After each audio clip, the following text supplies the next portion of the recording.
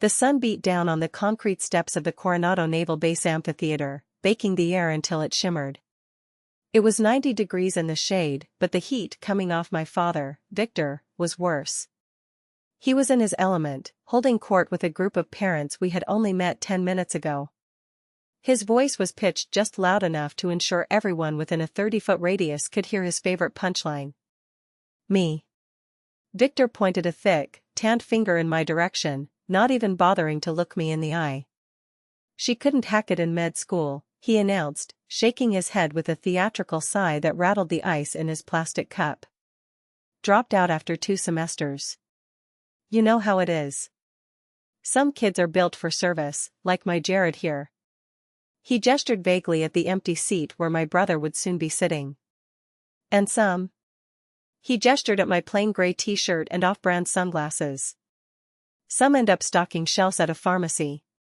But hey, failure runs out in the wash, right?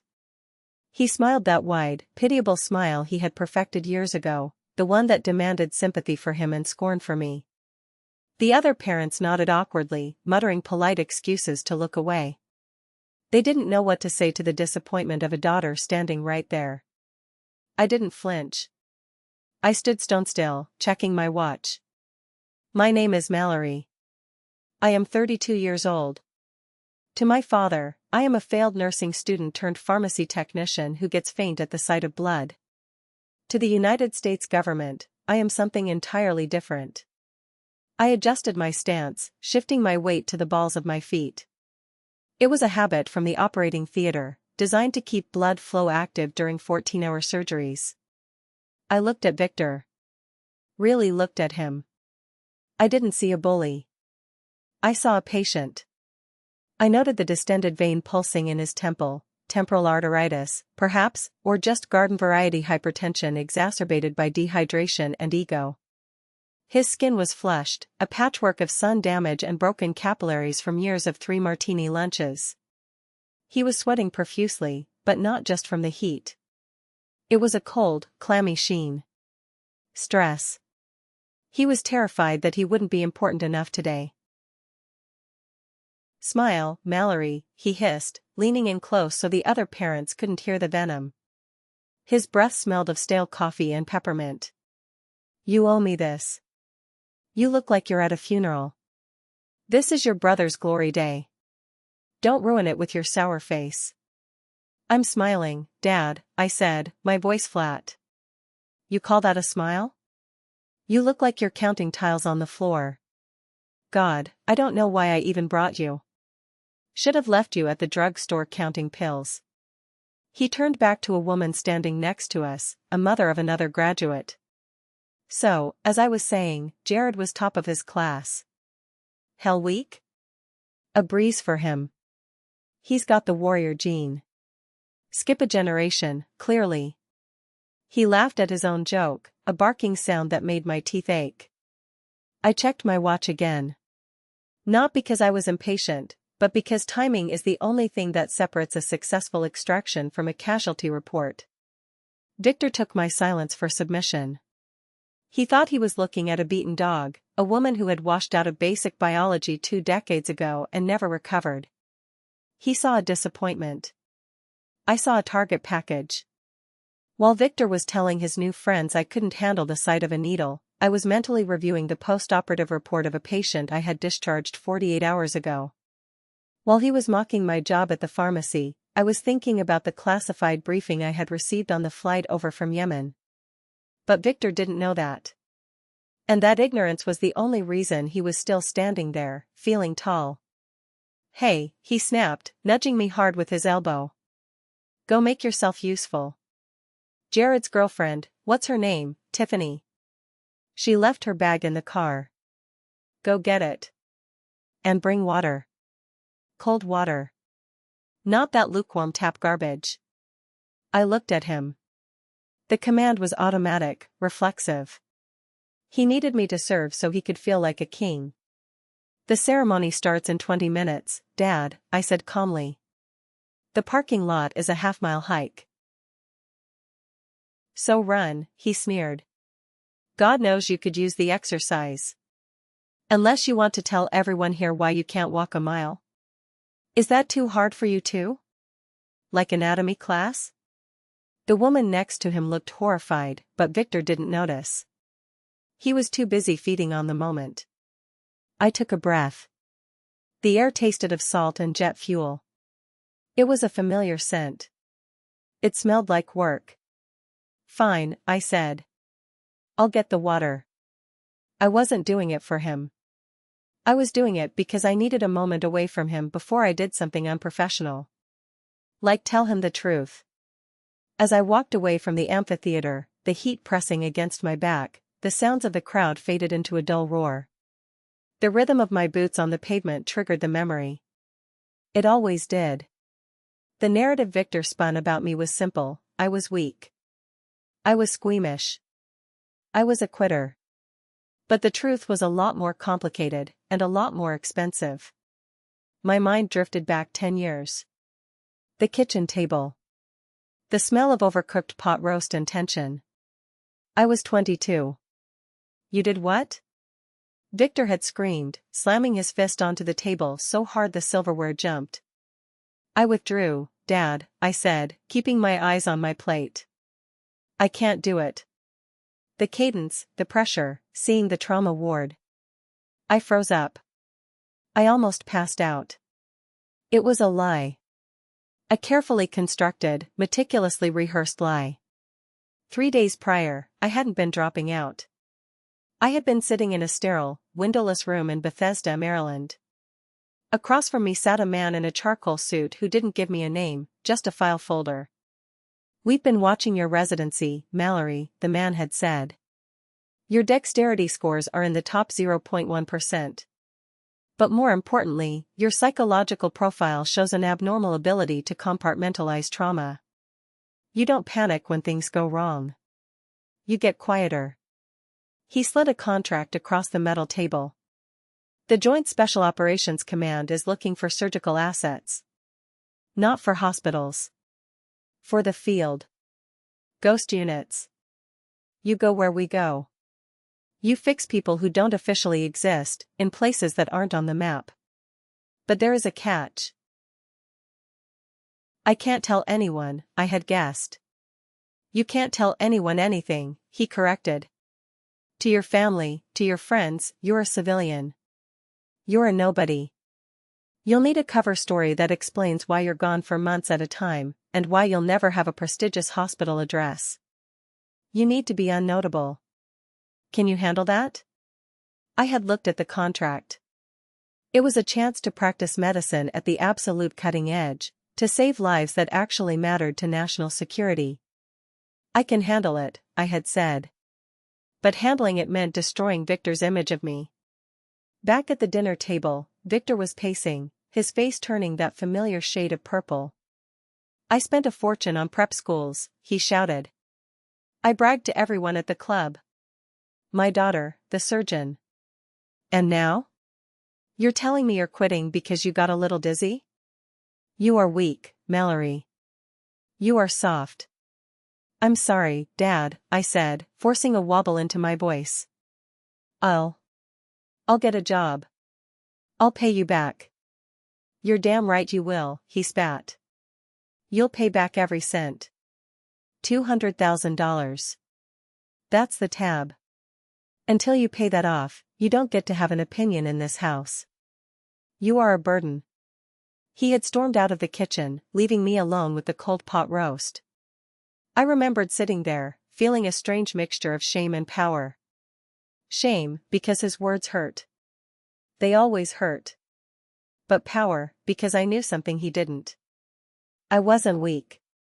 I was about to become one of the most specialized trauma surgeons on the planet. I had chosen to let him think I was a failure because it was the only way to keep my clearance. I sacrificed his respect to serve my country. Back in the present, the memory burned off as I reached the concession stand. The quitter narrative was his favorite weapon. He used it to bludgeon me every time I achieved something he couldn't see. When I bought my own house 2 years ago? Probably a dump in a bad neighborhood, he'd said, without visiting. When I was gone for 6 months on a deployment to Syria? Probably in rehab again, he'd told the neighbors. He needed my failure. It was the bedrock upon which he built the statue of his own ego. If I was the loser, then he was the martyr who raised me. If I was beneath him, he felt tall. I paid for 4 bottles of overpriced water. The cashier, a young kid with acne, looked at me. "Hot out there, huh?" "You have no idea," I muttered. I looked down at my hands. There were no tremors. My fingernails were cut short, scrubbed clean. There was a faint, white scar running along the base of my thumb, a souvenir from a scalpel slip during a mortar attack in Kabul. Victor thought it was from a kitchen accident. "Here's your change, miss," the kid said. I took the coins. I wasn't Mallory the pharmacy tech. I wasn't Mallory the dropout. I was Dr. Rossi, codename Stitch, lead surgeon for JSOC Task Force Blue. And today, my 2 worlds were about to collide in a way Victor was not prepared for. I walked back toward the seating area, the plastic bag of water bottles digging into my fingers. The sun was higher now, a white-hot disk that bleached the color out of the world. When I got back to our row, Victor was checking his watch, tapping his foot impatiently. Jared, my brother, had arrived. He looked resplendent in his dress whites, but his eyes were darting around nervously. He looked like a kid playing dress-up, not a lethal weapon. "Took you long enough," Victor snapped as I approached. "Did you get lost? Or did you have to stop and take a break?" He snatched a water bottle from my hand without a thank you. He cracked the seal and downed half of it in one gulp, wiping his mouth with the back of his hand. "Jared was just telling me about the training," Victor said, his voice booming again. "Top of the class in marksmanship. Tells me he's going to be a sniper. A shooter. That's a real job. Not like, whatever it is you do. Counting pills. Putting labels on bottles." He turned to me, his eyes narrowing. "Speaking of jobs. Did you send the check this month?" "Yes, Dad," I said quietly. "Good. Because the interest on your failure is compounding. The debt." It was his favorite leash. $200,000. He claimed that was the exact amount he had wasted on my tuition and housing before I quit. For years, he had held this imaginary debt over my head. He threatened that if I didn't pay his mortgage, he would call my boss at the pharmacy and tell them what a flake I was. He threatened to cut me out of the family entirely. The irony was sharp enough to cut glass. I had paid my own tuition. I had earned every scholarship. And for the last 5 years, I had been sending money home, tens of thousands of dollars funneled through an anonymous veteran support grant corporation I had set up just to keep a roof over his head. Victor thought he was being supported by a government grant for his service in the National Guard 30 years ago. He had cashed every check, probably spent it on Jared's car payments, and then turned around to scream at me for being a financial burden. I looked at him, really looked at him, and the last vestige of filial guilt evaporated. He didn't want the money. If I wrote him a personal check for $250,000 right now, he wouldn't be happy. He would be furious. Because Victor didn't need a solvent daughter. He needed a failed one. "You know," Victor said, leaning back and putting his arm around the empty seat next to him, saving it for a VIP that wasn't coming. "I did the math last night. At your current hourly wage, you'll be debt-free by the time you're 60. Maybe. If you don't screw that up too." He laughed. He actually laughed, looking around to see if the parents next to us were appreciating his wit. "Here," he said, thrusting a heavy designer tote bag into my chest. It belonged to Tiffany, Jared's girlfriend, who was currently busy taking selfies by the stage. "Hold this. And take these empties." He shoved 3 empty metal water bottles into my hands, the metal clanking against my rings. I stood there, arms full of other people's baggage, looking at him. "Well," he barked. "Don't just stand there like a lawn ornament. Put the bag down by your feet. And hold the trash. There aren't any bins nearby and I don't want it cluttering up my space." Make yourself useful, Mallory, he continued, turning his back to me to wave at someone he didn't know. Since you'll never be sitting in those VIP seats, you might as well serve the people who do. God knows you're used to fetching things. In that second, the heat in the amphitheater seemed to drop 20 degrees. I looked at Victor, and for the first time in 10 years, I didn't feel the need to hide. I didn't feel the need to protect his fragile ego. I looked at the heavy bag. I looked at the trash in my hands. I looked at the red velvet rope separating the general seating from the distinguished visitors section, the line he thought separated us. I wasn't angry anymore. You don't get angry at a virus. You just cure it. Or you excise it. The PA system crackled to life. A voice announced the 5-minute warning. Sit down, Mallory, Victor hissed, noticing I was still standing. You're blocking the view. I didn't sit.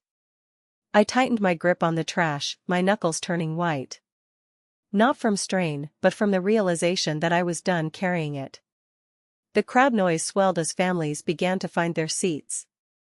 A sea of patriotic colors and eager faces surrounded us. Through the press of bodies, I saw him. Jared. My younger brother looked undeniably sharp in his dress whites. The uniform was tailored to perfection, the gold buttons catching the relentless California sun. He walked with the rigid, practiced gait of a fresh graduate, shoulders back, chin up. To the casual observer, he was the picture of American strength. But I wasn't a casual observer. I was a clinician. As he got closer to our row, I saw the cracks in the porcelain. His eyes were darting left and right, scanning the environment not for threats, but for escape routes. His hands, hanging by his sides, were balled into fists so tight his knuckles were bleached white. There he is. Victor bellowed, standing up and waving his arms like he was flagging down a rescue chopper. The man of the hour. My boy. Jared flinched. It was subtle, a micro-expression that lasted less than a second, but I caught it. The sound of his father's voice didn't bring him comfort, it triggered a cortisol spike. Jared navigated through the knees and bags of the spectators until he reached us. He didn't look at Victor. He looked at me. Hey, Mel, he said. His voice was thin, strained. Hey, Jared, I replied softly. You look good. Sharp. Thanks. He glanced at the heavy tote bag I was holding for his girlfriend, then at the empty water bottles clanking against my hip. A flash of shame crossed his face. I told Dad not to make you carry all that stuff. It's fine, I lied. No, it's not. Jared lowered his voice, leaning in. He's been impossible all week. I'm sorry, Mel. I really am. Jared. Victor interrupted, clapping a heavy hand on my brother's shoulder. Jared stiffened. Stop whispering to your sister. She's fine. She's helping out. That's what family does. Now, turn around. I want a picture with the future sniper. Victor physically manhandled Jared into position, twisting his shoulders to catch the best light. Smile, son. Look like a killer. Jared forced a smile. It was a grimace. I watched his carotid artery pulsing rapidly against his collar. Tachycardia. His pupils were slightly dilated despite the bright sunlight. Fight or flight response. He was terrified. Not of the mission, not of war, but of the man standing next to him. I felt a pang of pity. I didn't hate Jared. How could I? We were both survivors of the same shipwreck. The only difference was that I had swum away, while Jared had let Victor pull him onto the life raft, only to realize the raft was a cage. Jared was the golden child. The trophy. Victor had lived vicariously through every push-up, every swim test, every badge Jared earned. But the weight of that expectation was crushing him. I could see the exhaustion etched around his eyes. He wasn't graduating for himself. He was graduating so Victor could have bragging rights at the country club. Alright, that's enough, Victor said, checking the photo on his phone. Not bad. Although you could have looked a little tougher. We'll retake it after the ceremony with the general. I have to go join the platoon, Dad, Jared said, stepping back out of Victor's reach. He looked at me one last time. Mel, seriously. Just ignore him today. Okay? Go, I said, giving him a small nod. Don't be late for your own graduation. Jared turned and jogged away, disappearing into the white mass of uniforms forming up near the stage. Did you see that? Victor asked, turning to me with a gleam in his eye.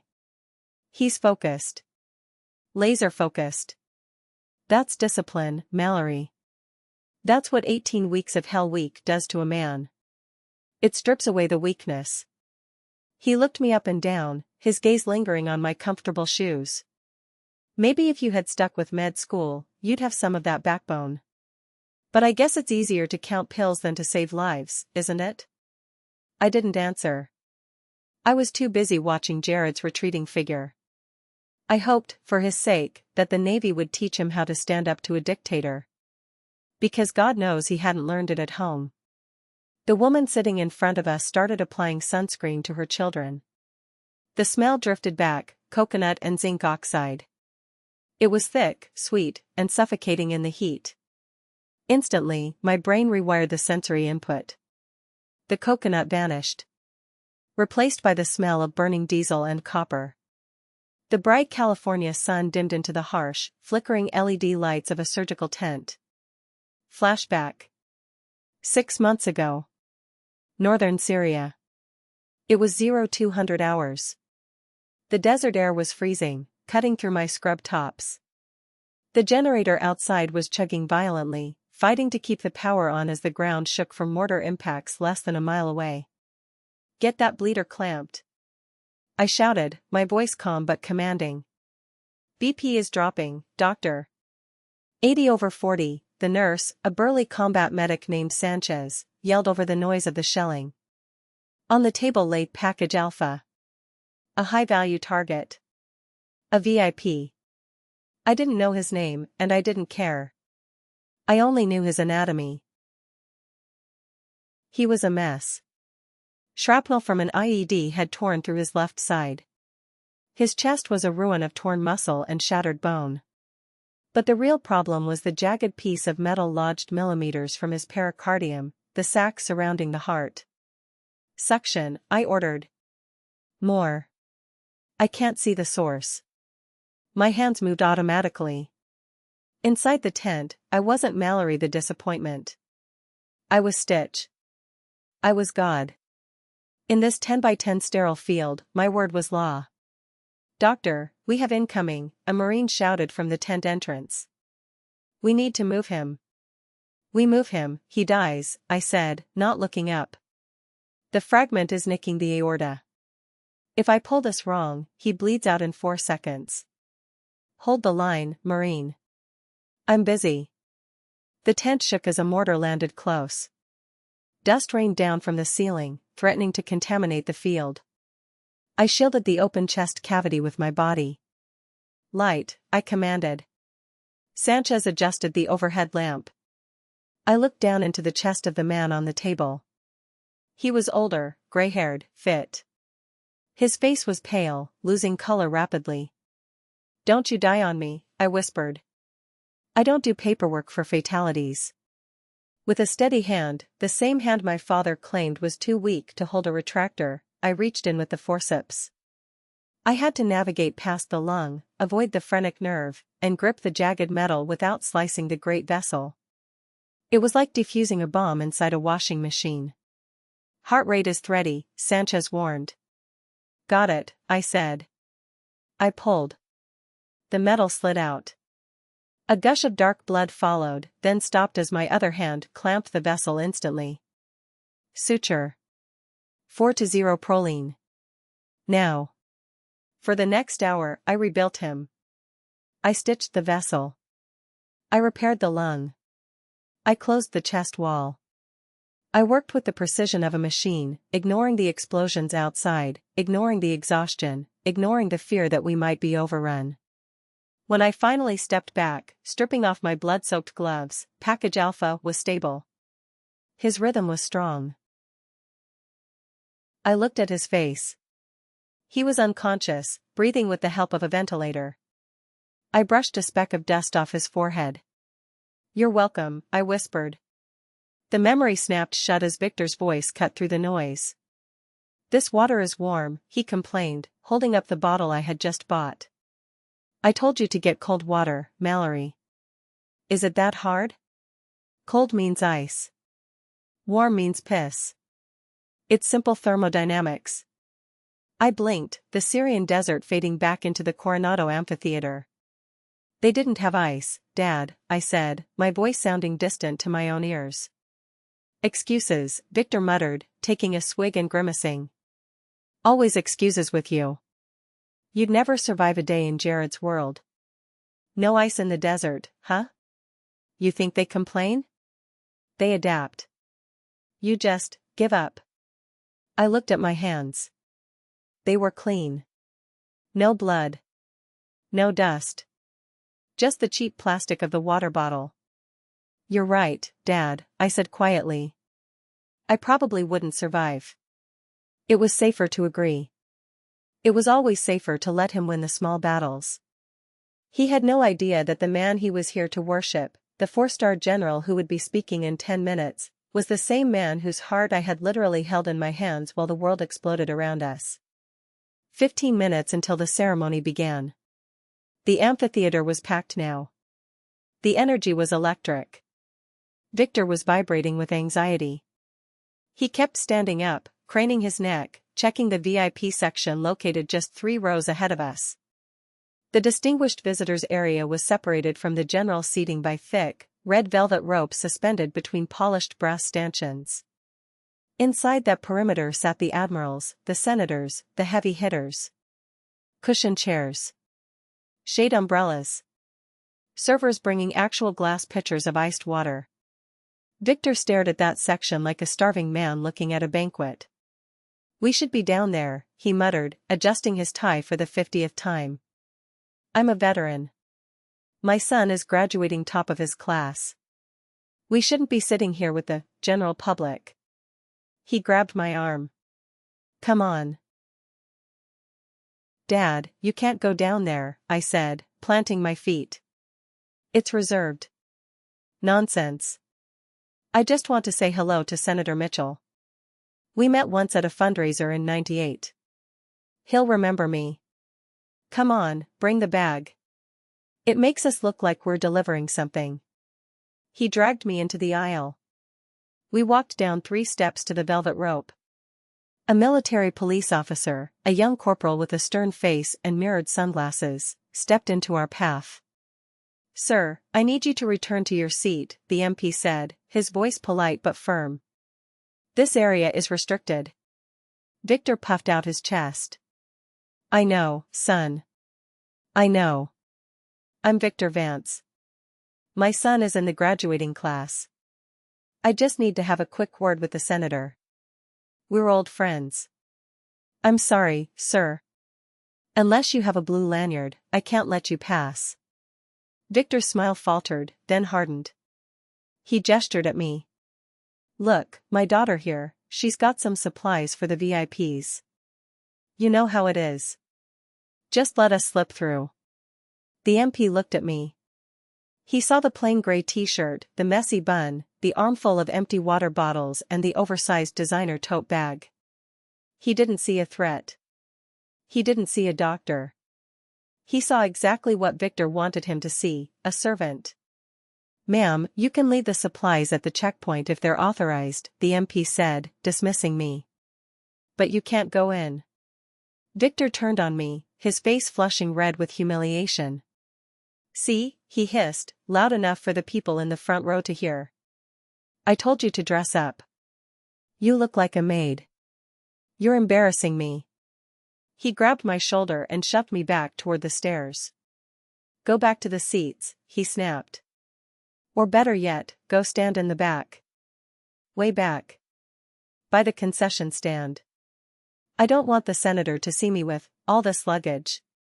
He gestured at me as if I were the luggage. Something inside me clicked.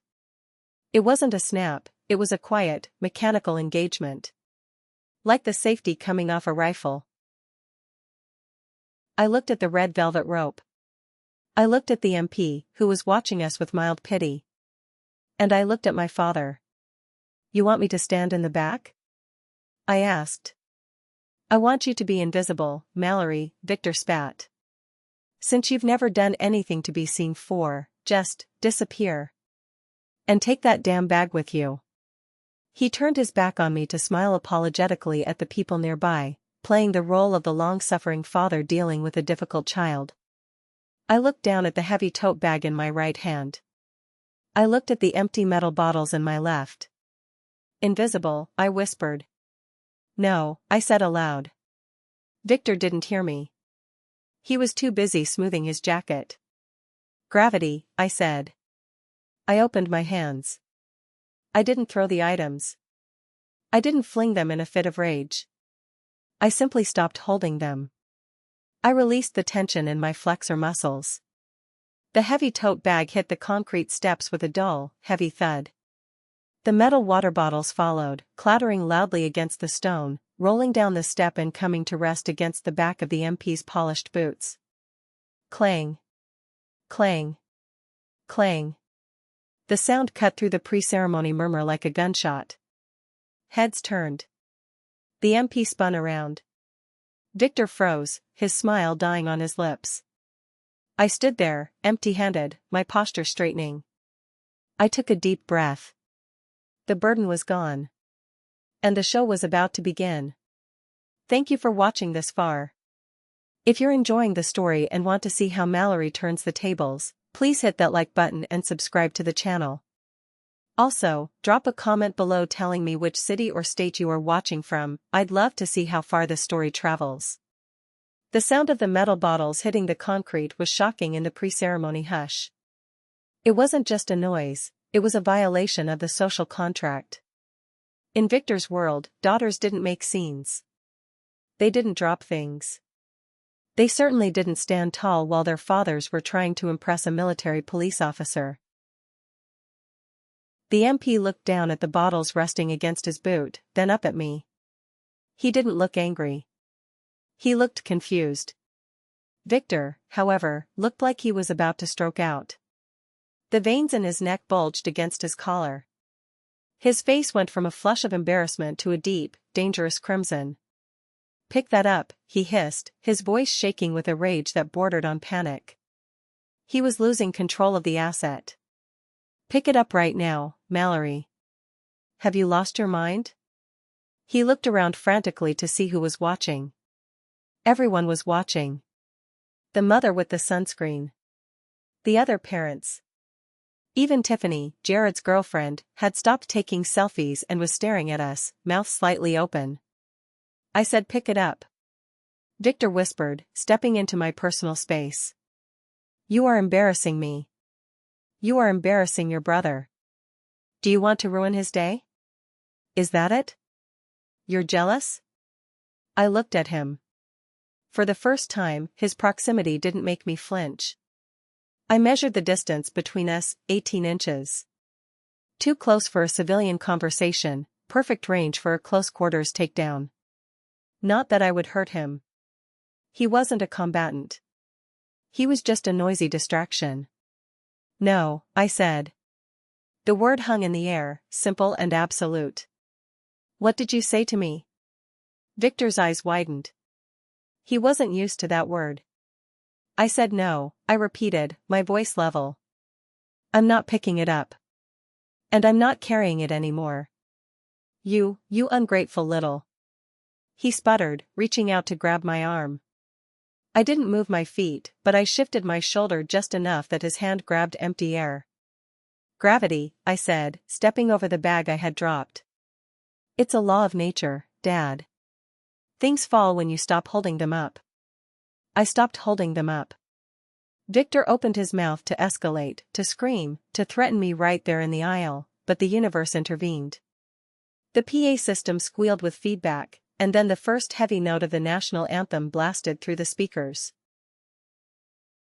"Ladies and gentlemen, please rise for the presentation of the colors," the announcer boomed. Victor was trapped. He couldn't scream during the anthem. That would be unpatriotic. That would damage his brand. He froze, his mouth snapping shut with an audible click.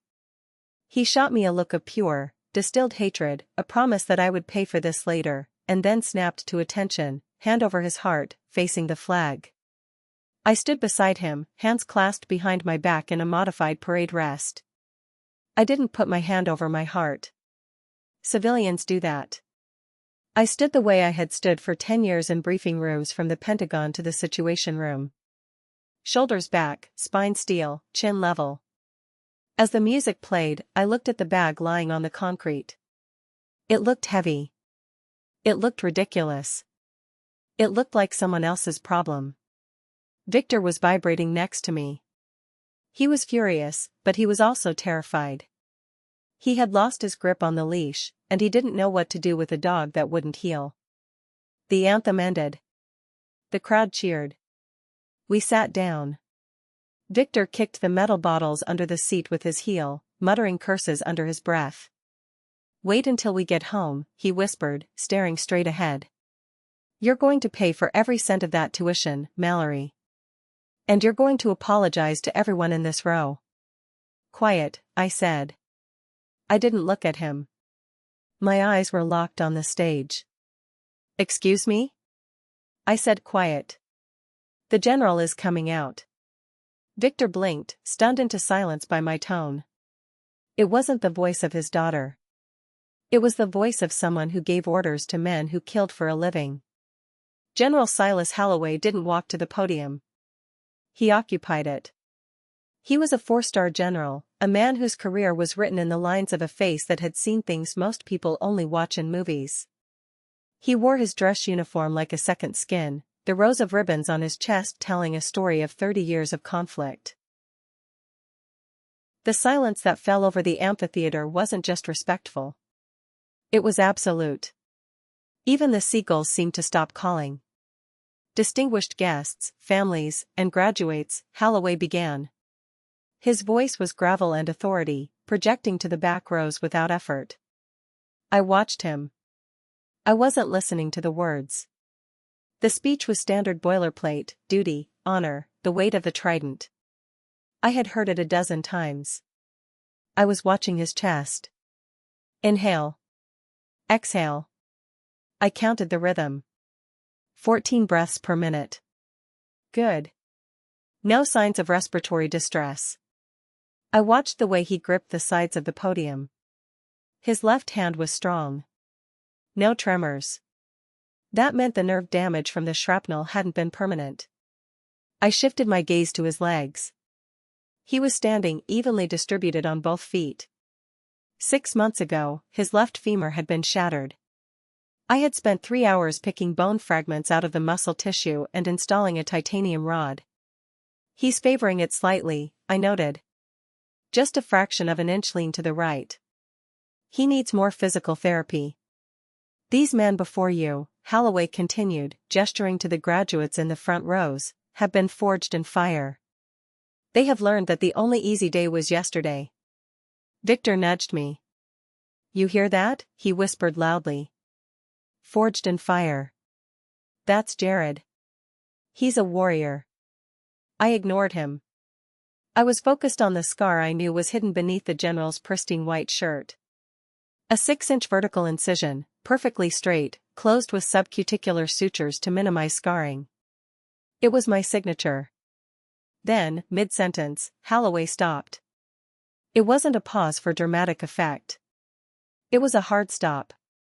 He looked down at his notes, then looked up, squinting against the glare of the sun. He took off his sunglasses. He started, then trailed off. He scanned the crowd. His gaze swept over the front row, the senators, the admirals, the wealthy donors sitting in the cushioned VIP chairs. He didn't linger on them. His eyes moved higher. Climbing the tiered seating. searching the sea of families and faces baking in the sun. He was looking for something. Or someone. What's he doing? Victor whispered. Is something wrong? The general's eyes kept moving, row by row.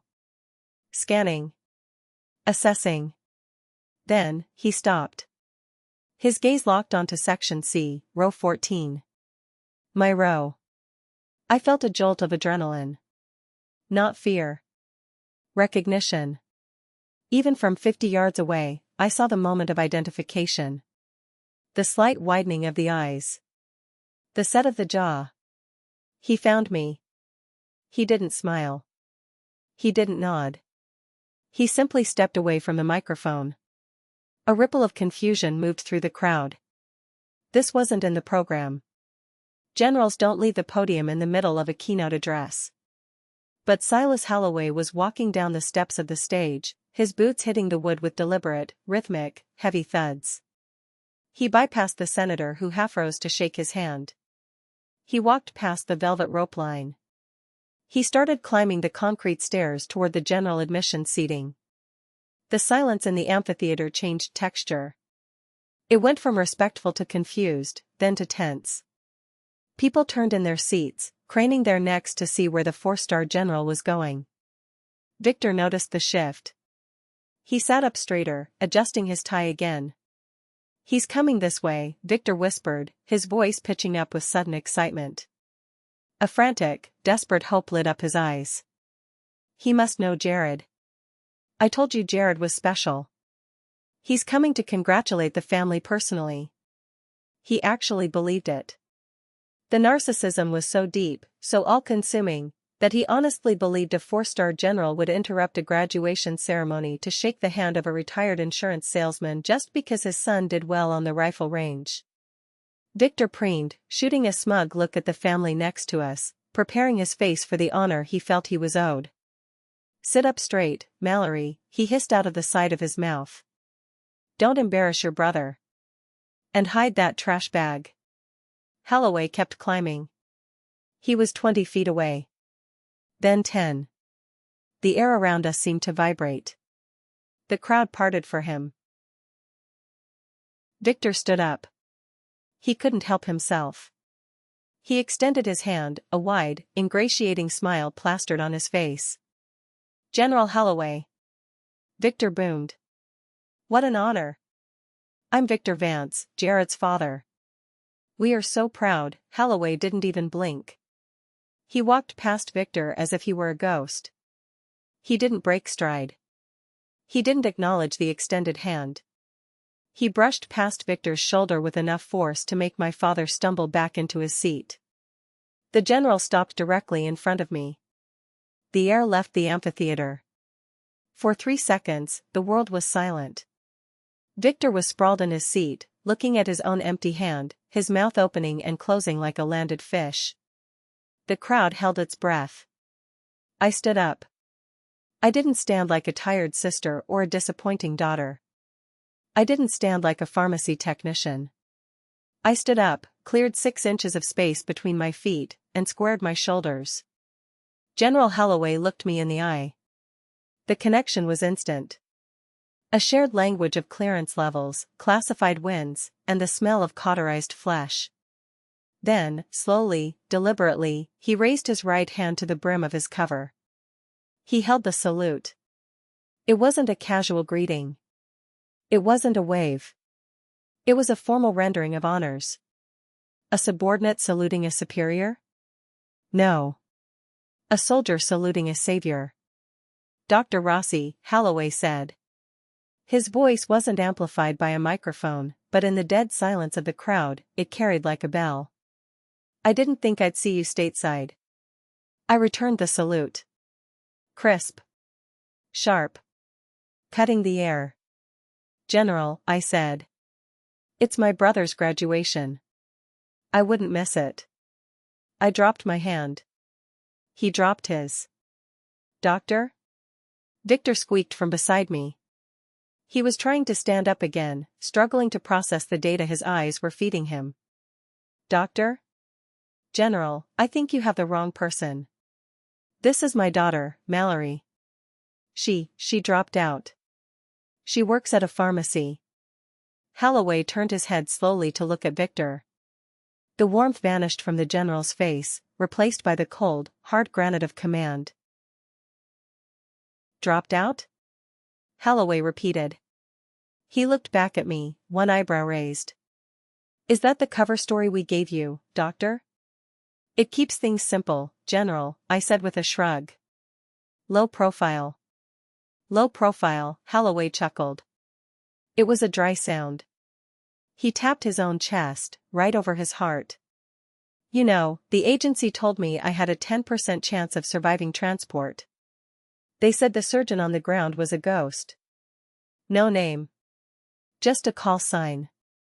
He took a step closer to me, ignoring Victor entirely. I asked around, Mallory.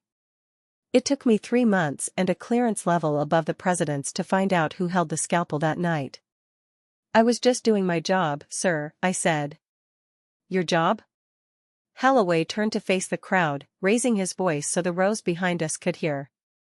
Your job was to extract a jagged piece of Soviet-era steel from my left ventricle while the tent we were standing in was taking mortar fire.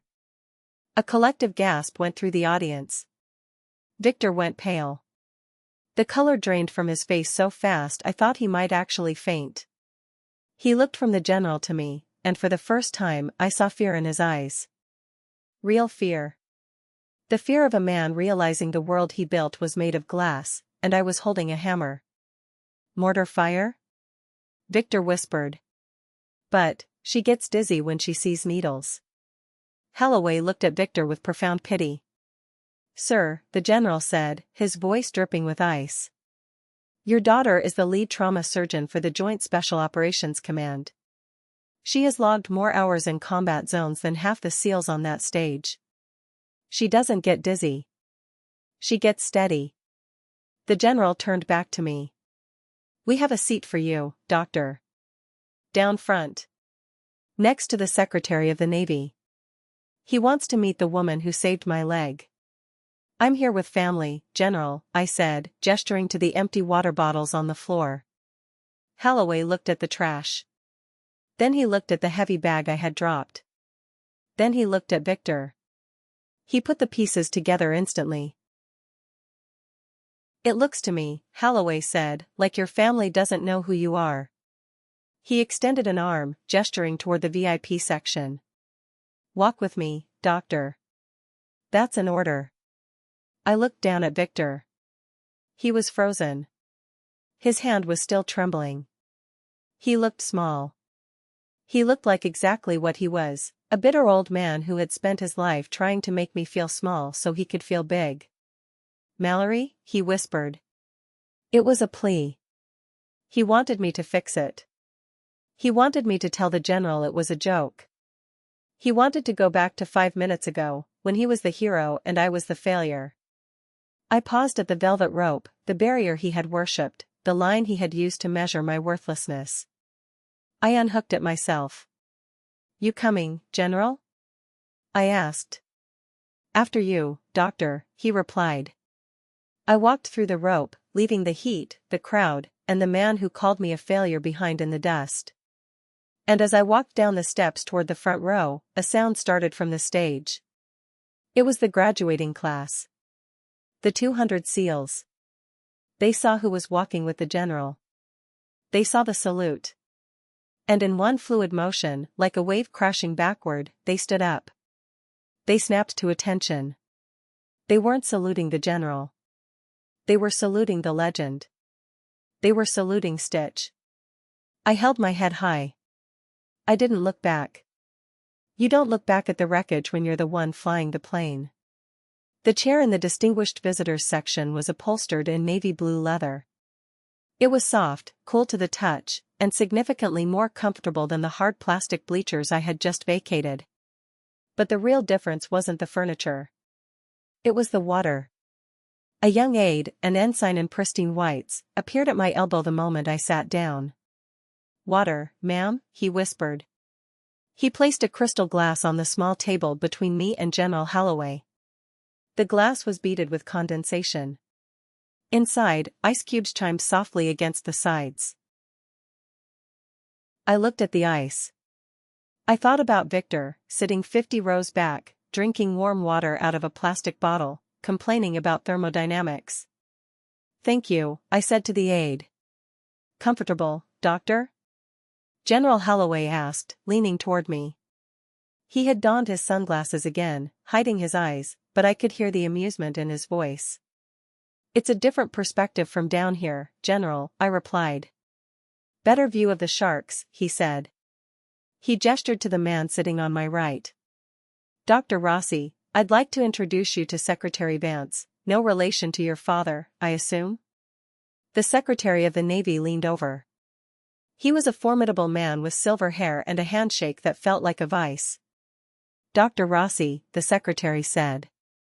"Silas has told me the story. The Damascus extraction, right?" "Aleppo, Mr. Secretary," I corrected gently. "But close enough." "He says you performed a thoracotomy in a tent with no power," the Secretary said, looking at me with a mixture of skepticism and awe. "He says you clamped his aorta with a pair of hemostats while the roof was falling in." "The generator cut out for 30 seconds, I said, taking a sip of the ice water. "We improvised with tactical flashlights. And it wasn't the roof falling in, it was sandbags." "But the general tells a good story." Holloway laughed. "She's modest. That's part of the profile. They told me you were a ghost, Rossi. I didn't realize how literal they meant it until I saw your father back there." The general's mood shifted. He angled his body slightly, creating a private channel between us amidst the crowd. "I have to ask," Holloway said quietly. "Does he really not know? Or is he just in denial?" I looked back at the sea of faces behind us. I couldn't see Victor, but I could feel him. I could feel the radiation of his anger burning through the rows. "He doesn't know," I said. "He thinks I count pills at a CVS. It's easier that way. He needs to be the big man, General. If I told him I outranked him in clearance and pay grade, I don't think his heart could take it. I'm speaking medically. He looked like he was having a cardiac event when I saluted you," Holloway noted. "I almost called a medic." "Don't worry," I said dryly. "He's too stubborn to die of shock. He's probably just planning his revenge speech for the car ride home." "There won't be a car ride home," Holloway said. "Not with him. My detail is driving you to the reception. Unless you want to hike back to the parking lot with the water bottles?" I looked at my hands, resting on the leather armrests. They were steady. "No, sir," I said. "I think I'm done fetching water." The ceremony moved to the main event, the graduation of the SEAL candidates. From the front row, the view was intimate. I could see the sweat on their foreheads, the grit in their eyes. These were men who had survived the hardest military training in the world. When Jared's name was called, the applause from the back rows was deafening. I could hear Victor's voice cutting through the crowd, screaming, "That's my boy. That's a killer right there." Jared walked across the stage. He looked exhausted but proud. He shook the hand of the instructor, took his trident, and then moved down the line to shake hands with the VIPs. He reached General Holloway first. "Congratulations, son," Holloway said, shaking Jared's hand. "Fine work." "Thank you, General," Jared said, his voice cracking slightly. Then Jared moved to the next person in the line. "Me." He stopped. The line of graduates behind him stalled. Jared looked at the general, then at the Secretary of the Navy, and then at his sister, sitting in the seat of honor with a glass of ice water in her hand. "Mal," he whispered. He looked like he was hallucinating. In his world, Mallory was the screw-up. Mallory was the one holding his girlfriend's purse in the bleachers.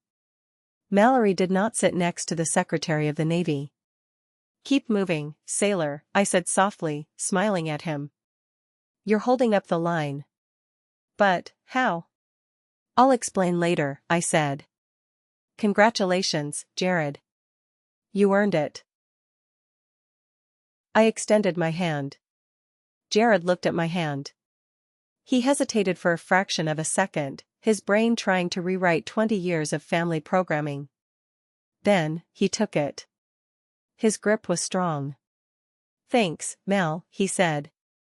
He walked off the stage, but he kept looking back over his shoulder. He wasn't looking at Victor anymore. He was looking at me. As the last graduate left the stage, the ceremony concluded. The band struck up Anchors Away. The VIP section transformed into a reception line. Senators, admirals, and high-ranking officials stood up and began mingling. Usually, I would be invisible in a setting like this. I would be the aide in the background, or the civilian nobody noticed. But today, the general had marked me. Dr. Rossi, a woman in a sharp gray suit, approached me. I recognized her from CNN. She was a senior senator from Virginia. "General Holloway tells me you're the one we have to thank for getting him back in one piece." "It was a team effort, Senator," I said, shaking her hand. "Nonsense," Holloway interrupted, appearing at my side with a fresh drink. "She's being modest again. Senator, this woman performed a miracle in a sandbox. If we had 10 more like her, I'd sleep better at night." "Well, doctor," the senator said, handing me her card. "If you ever decide to leave the field and want a desk at the Pentagon, call me. We need brains like yours in policy." I pocketed the card. A job offer from a senator. Victor would have killed for a handshake from her. I had just turned down a job offer. I glanced up toward the general seating. The crowd was bottling up at the exits, a slow-moving herd of people trying to escape the sun. I saw him. Victor was standing at the railing of the upper tier, looking down into the VIP pit. He wasn't moving toward the exit. He was gripping the rail with both hands, staring down at me. Even from this distance, I could see the expression on his face. It wasn't pride. It wasn't confusion anymore. It was rage. Pure, impotent rage. He was watching senators shake my hand. He was watching admirals laugh at my jokes. He was watching the failure hold court in the kingdom he desperately wanted to enter. He looked like a man watching his house burn down, realizing he was the one who lit the match. The reception wound down. The sun was beginning to dip, casting long, golden shadows across the amphitheater. The heat finally broke, replaced by a cool ocean breeze. "We have a secure transport waiting to take you to the airport, Doctor," General Holloway said. "Unless you have plans with your family?" He said the word family with a distinct lack of warmth. "No plans," I said. "I think we've exchanged enough pleasantries for one lifetime." "Smart choice," Holloway said. "My detail will walk you to the SUV. I have to stay for the press photos with the graduates." He extended his hand. "Mallory." "Thank you." Again. "Just keep your follow-up appointments, Silas," I said, dropping the rank for the first time. "I don't want to have to fly back here to fix my work." He smiled. "Yes, ma'am." I turned to leave. 2 military police officers, big men with earpieces and serious expressions, fell in step beside me. I was a protected asset again. We walked out of the VIP section, past the stage, and toward the dedicated exit that led to the secure parking lot. I felt a strange lightness in my chest. For 10 years, I had walked around with a heavy lead vest of shame, worn solely to keep my father comfortable. Today, I had taken it off. I wasn't worried about his reaction. I wasn't worried about the debt. I wasn't worried about the yelling. I realized, with a start, that I had outgrown him. He was a playground bully, and I was the one who stitched up the people bullies were afraid of. We reached the black Chevy Suburban idling at the curb. The engine was running, the AC blasting inside. The driver, a corporal, stepped out to open the rear door. "Dr. Rossi?" the driver asked. "That's me." I reached for the door handle. "Mallory." The scream tore through the air, raw and jagged. I froze. I knew that voice. It was the voice that had narrated every failure of my life. I turned around. Victor was running across the parking lot. He had somehow bypassed the crowd, pushed through the families, and sprinted around the perimeter fence. He was red-faced, sweating, his tie undone, his jacket flapping open. He looked manic. "Mallory! You stop right there." The two MPs flanking me turned instantly, stepping between me and the charging man. They didn't draw their weapons, but their hands went to their belts. "Sir, stay back," the lead MP barked. "This is a secure area." Victor ignored him. He didn't see the uniforms. He only saw me. He saw the daughter who had humiliated him. "You think you're special?" Victor screamed, skidding to a halt 10 feet away, blocked by the MPs. "You think because you tricked some general you're better than me? I'm your father. I made you." He pointed a shaking finger at me. "You lied to me. You sat there and let me pay for your food, let me worry about you, while you were, what? Playing hero? Do you know how much money you could have given us? You selfish, ungrateful bitch." The mask was completely off now. There was no concerned father act for the neighbors. There was just the parasite, angry that the host had cut off the blood supply. "Sir, I'm going to ask you one last time to step back," the MP warned, his voice dropping an octave. "You are crossing a federal line." There was a painted red line on the asphalt, marking the boundary of the secure transport zone. Victor looked at the line. He looked at me, standing cool and calm by the open door of the government SUV. "I'm talking to my daughter," Victor shouted. "She owes me $200,000. You don't leave until you write me a check, Mallory." He lunged. It was a stupid, desperate move. He tried to push past the MP to grab me. "Dad, don't," I said. It was the last piece of advice I would ever give him. He didn't listen. He crossed the line. The moment Victor crossed the red line painted on the asphalt, the physics of the situation changed. He ceased to be a father, a civilian, or a nuisance. He became a hostile threat breaching a secure perimeter. Victor reached for my arm, his fingers hooked like talons, desperate to drag me back into his control. "You listen to me," he started. He never finished the sentence.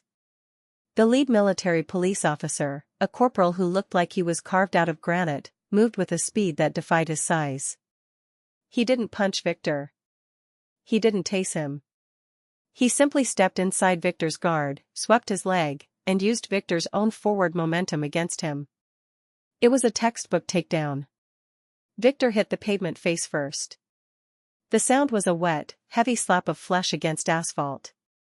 "Stay down," the corporal shouted, his knee instantly pinning Victor's shoulder to the ground. "Do not move. Hands behind your back. Get off me." Victor screamed, his voice muffled by the gravel. "Do you know who I am? I am her father. This is a family dispute. Mallory. Tell them." The second MP moved in, securing Victor's other arm. The zip ties hissed as they were cinched tight around his wrists. I stood by the open door of the SUV, watching. My pulse didn't race. My hands didn't shake. I watched the scene with the same detached clinical interest I used when observing a patient waking up from anesthesia, thrashing, confused, and fighting against the restraints that were there for their own good. Victor was thrashing. He was kicking his legs, scraping his expensive dress shoes against the tarmac. "Mallory," he howled, twisting his neck to look up at me. His face was scraped, bleeding slightly from the cheekbone. "Help me. Tell them to let me go. I'm your father." "Sir, stop resisting," the MP ordered. "She owes me." Victor screamed, saliva flying from his mouth. "She owes me $200,000. I want my money. You ungrateful little brat, I made you. I own you." I stepped closer. Just a step. Enough so he could see my face clearly. "You don't own anything, Dad," I said softly. I paid for your roof. I paid for your food. And I paid for your mortgage, I said. The word stopped him for a second. What? He gasped. The Veterans Support Grant, I said. The one you've been bragging about for 5 years? The one that paid off the house? That was me, Dad. That was my money. Every single month. I set up the shell company. I signed the checks. Victor stared at me from the ground. His brain was trying to process the information, but the cognitive dissonance was too strong. The narrative he had built, that he was the hero and I was the leech, was crumbling. Liar, he whispered. You work at a pharmacy. I work for the United States government, I said. And I make more in a month than you made in a decade. The debt is paid, Dad. With interest. The corporal looked up at me. He was holding Victor down, but he looked uncomfortable. Dr. Rossi, the corporal said. He crossed the line and attempted to grab a protected person. That's a federal offense. Assault. Breach of security. The corporal paused. Do you want us to cut him loose with a warning? Or do you want us to book him? The parking lot went silent. The wind whistled through the chain-link fence. This was it. The final incision. If I let him go, he would never learn. He would spin this. He would tell everyone I was crazy, that I had my goons beat him up. He would continue to harass me, to belittle me, to demand money he didn't need. The infection would return. But if I booked him... I looked at Victor. He wasn't looking at me with love. He wasn't looking at me with regret. He was looking at me with pure, unadulterated hatred. He was furious that his property had rebelled. Mallory, Victor hissed. Don't you dare. I am your father. You do this, and you're dead to me. I've been dead to you for 10 years, Dad, I said. I was just waiting for the funeral. I looked at the MP. Book him, I said. Copy that, ma'am, the corporal said. He hauled Victor to his feet. Victor was sputtering, his face purple with rage and exertion. You can't do this. Jared. Jared, help me. Jared. My brother came running around the corner of the fence. He must have seen the commotion from the reception deck. He was out of breath, his white uniform stark against the gray parking lot. Dad? Mal? Jared skidded to a stop, his eyes wide. He saw his father in zip ties. He saw the MPs. He saw me standing by the black government SUV. What happened? Jared stammered. Your sister had me arrested. Victor screamed. She's insane, Jared. She's lying to everyone. Tell them who she is. Tell them she's a dropout. Jared looked at Victor. Then he looked at me. He remembered the general saluting me. He remembered the text messages he had ignored from me over the years because Dad told him I was a bad influence. He looked at the Veterans Grant paperwork Victor had made him sign as a witness years ago. The pieces fell into place for Jared. Jared. Victor commanded. Order them to release me. You're a SEAL. You outrank them. Jared stood up straighter.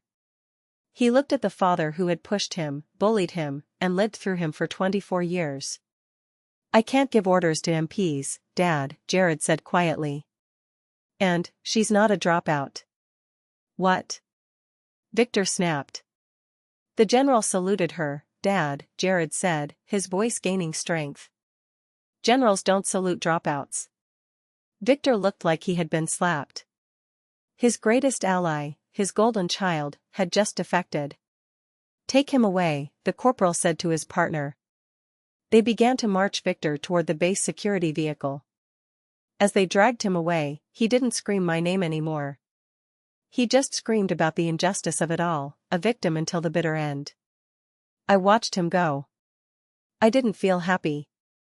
I didn't feel sad. I felt clean. It was the feeling of scrubbing in after a long surgery. The blood was washed away. The trauma was contained. Mel, Jared said, stepping closer. Is he going to jail? Probably just for the night, I said. Assaulting a federal officer on a military base usually gets you a heavy fine and a ban from the premises. He'll be out tomorrow. But he won't be coming near me again. The restraining order comes standard with the charges. Jared looked at his feet. I'm sorry. For everything. For not standing up for you. You were surviving, Jared, I said. We both were. But you're deployed now. You're going to be halfway across the world. You're free. I opened the door to the SUV. The cool air from inside spilled out, inviting me in. What about you? Jared asked. Where are you going? I checked my phone. A secure message had just come in. A new location. A new patient. Another life to save in the dark. Back to work, I said. I have a job to do. A real one. Be safe, Mel, Jared whispered. Dr. Rossi. You too, sailor. I got into the car. The heavy door thudded shut, sealing out the noise, the heat, and the family drama. The silence was instantaneous and blissful. Airport, doctor? The driver asked, catching my eye in the rearview mirror. Airport, I confirmed. And step on it. I have a plane to catch. As the SUV pulled away, I didn't look back at the parking lot. I didn't look back at the spot where I had finally cut the tumor out of my life. For years, I fought 2 wars, one for my country, and one against my own father. That day, on the hot pavement of Coronado, I ended one of them. Sometimes strength isn't forgiveness. Sometimes strength isn't enduring the abuse because it's family. Sometimes, strength is realizing that you are the surgeon of your own life, and you have the power to close the wound. I leaned my head back against the headrest and closed my eyes. For the first time in 32 years, I didn't owe anyone a damn thing. Am I wrong for letting the MPs arrest my father, or was that the only way to finally cut the infection out of my life? Let me know in the comments. Thanks for watching. If you enjoyed seeing justice served, hit that subscribe button and turn on notifications. I've got more stories coming that you won't want to miss.